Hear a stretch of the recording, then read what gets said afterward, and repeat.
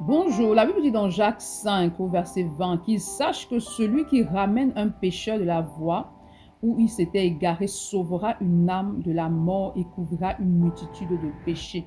Quelle est ton attitude face à la chute en fait de tes frères et de tes sœurs en Christ?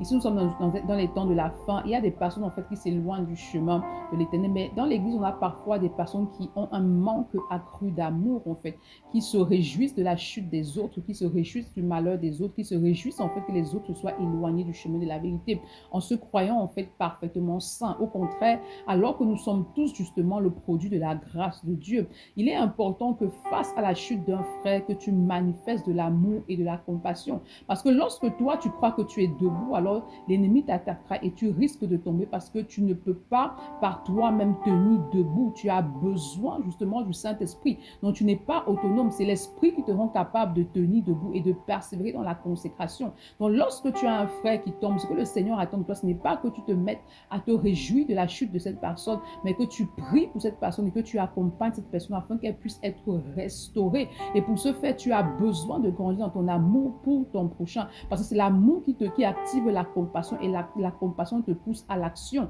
C'est pourquoi ce matin, demande à cet esprit de répandre dans ton cœur un amour fort pour les autres, de la compassion, d'activer en toi la compassion envers ceux-là qui sont éloignés du chemin. Bonne journée. Shalom.